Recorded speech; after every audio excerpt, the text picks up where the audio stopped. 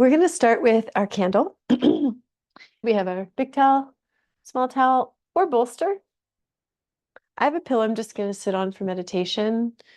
I have a blanket as well. I just walked my pup around the block, a couple blocks. I'm a little warm. I also have my other layers just in case. So if you tend to get cool, you might want to have socks or layers around. And we're going to start with meditation with our candle called Trataka. That can be a morning meditation, can be an evening meditation. And in this discussion of digestion and also racing thoughts, sometimes we need to give our mind something to grab onto, something to digest. And so the candle can be that. It can also be meditating on an image, other things. The flame is really beautiful because there's something that's transformative and moving and like alive in it. So before we light our candle, or you could light the candle in your heart if you don't have one, just go ahead and touch your heart and remember your sankalpa, your intention. And then with that, light your candle.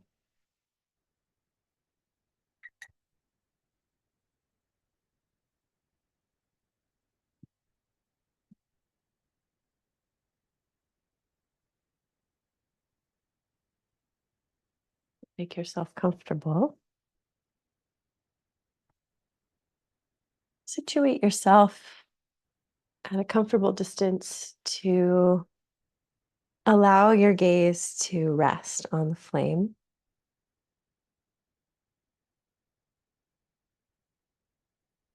Allow your body to settle, to relax. You can sit in any form, any posture.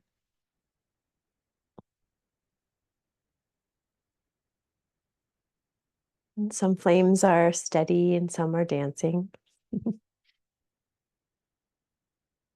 See if your gaze, no matter what the flame is expressing, can settle maybe to the base of the flame if it's moving a lot.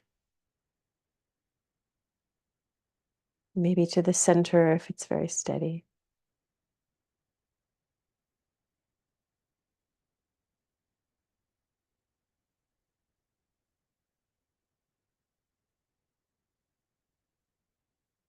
And begin to feel that your gaze is actually pouring out of you.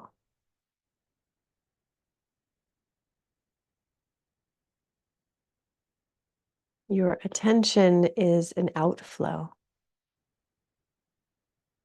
almost like a beam of light that we can choose where to point it.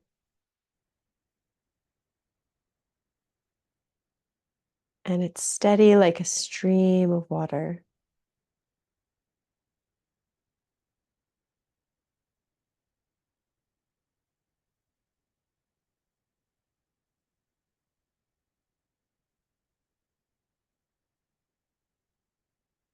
And imagine that as you breathe in, you can receive the light, the warmth of the flame into your heart. As you breathe out, we offer our attention to the transformative process.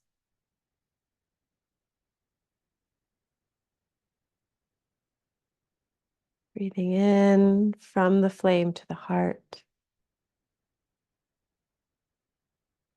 from the heart to the mind, through the eyes, breathing out as an offering.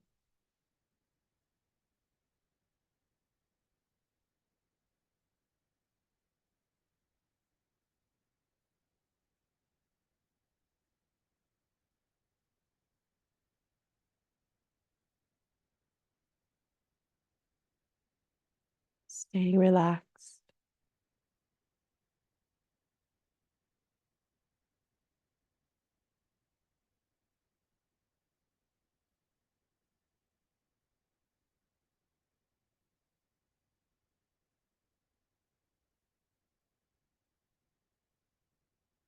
And beginning to visualize a flame also in your heart. It's being fed by the one in front of you.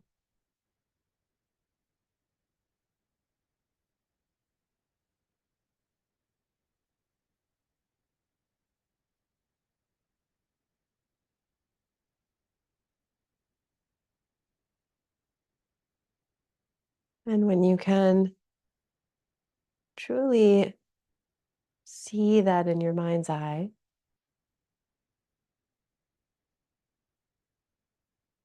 allow your eyes to gently close and imagine gazing into the flame inside of your heart.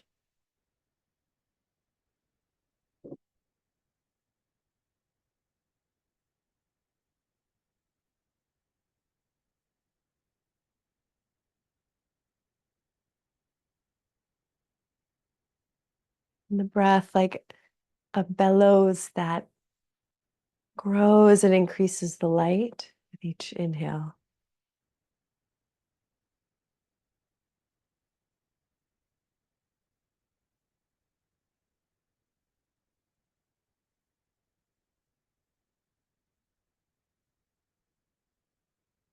Almost like a mini sun in your heart.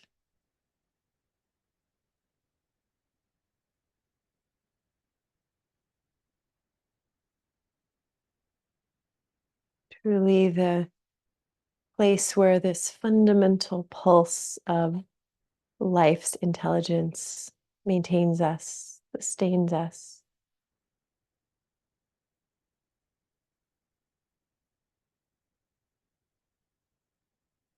And as you visualize this small sun, imagine that your mind is the moon.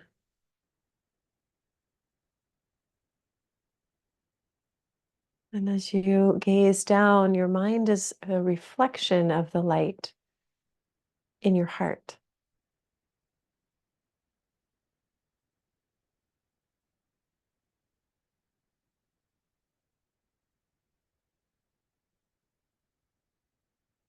A sense of bowing into the source, letting the mind rest in the visualization at least. With this gentle reminder, it is not the source.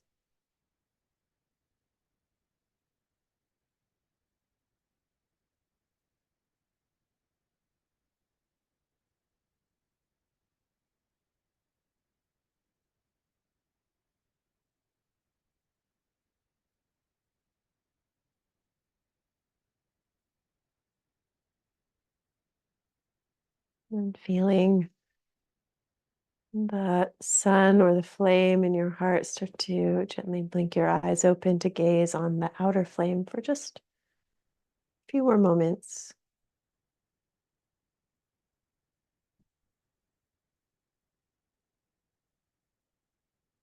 If there is anything to release, I don't mean this in the kind of anything all the time, woo kind of way, but with the season, with the shifting, with your intention, if there's anything that's in the way, any habits, any patterns,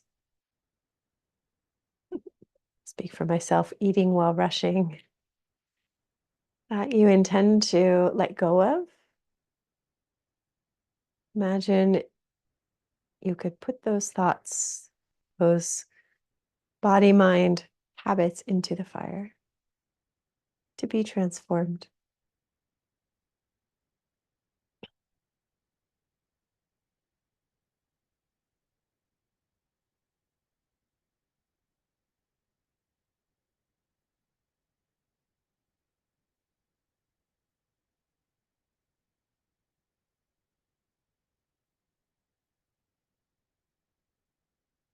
And gently blink your eyes more open, take in the space. And if you have a safe place for your candle and you'd like to keep it with you, you're welcome to do that for our practice.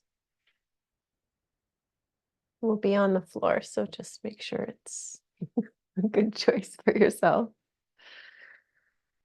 And let's move through a mock Abhyanga. You don't really need oil, but oil is so good for the nervous system. To me, it feels like insulating electrical wires. Let's pretend we have our warmed up oil, which is so amazing. I did Abhyanga for 20 years before I started warming up, and it's so worth it. We'll pour some in our hands. We're going to rub it in our hands. And you can start anywhere. I was first taught to start around the hands and the wrists, and then move towards the heart. So we make circles around the joints and strokes on the long bones. And by the time you get to your elbows, you need more oil.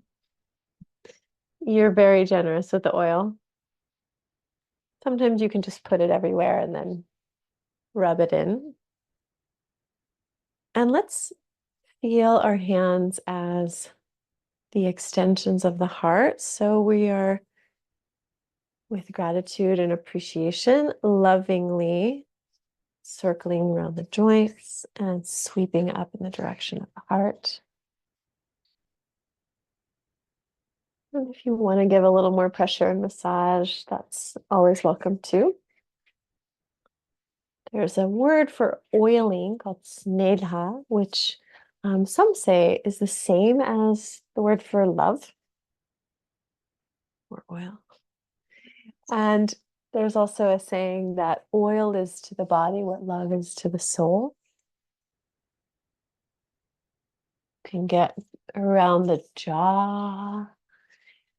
After some time, you get very generous in your face and your head. I'm just going to let you know that's possible. And you're going to dip some oil in your fingertips, put it in your ears.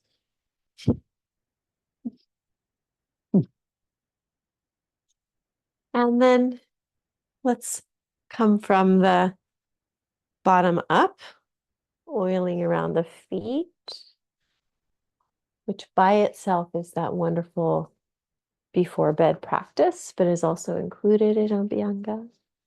Long strokes towards the heart. You need a lot of oil for your legs, around your knees. Long strokes. And around your hip. I usually do this standing so you don't get oil on the pillows, but on the other side. And, you know, any is better than zero. In a perfect world, you could take 45 minutes, 2 hours to really spend time. In my own experience, doing Abhyanga, like probably at least once a week for years, and maybe more than once a week. There's like a handful of times it's been 45 minutes, right? It's usually like 5, maybe 15. Any is better than none. Especially around the joints, sacrum, hips, especially for us movers. You want to really get in there. Think about oiling parts of a car almost. The moving parts.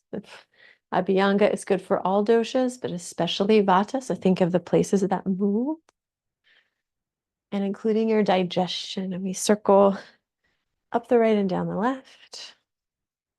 I often circle in towards the navel and then back out. And around the chest, the armpit, and ribs. And you could also have an assistant, partner, friend, finding the spots that you can't get to.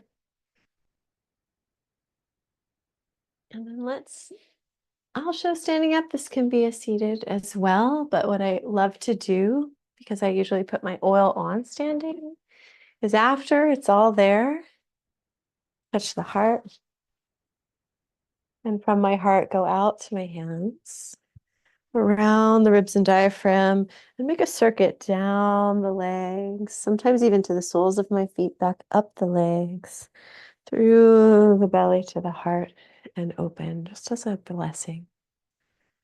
Let's enjoy that one more time. Creating the circuit, creating the hole. All the way down, all the way back up. Mhm. All right.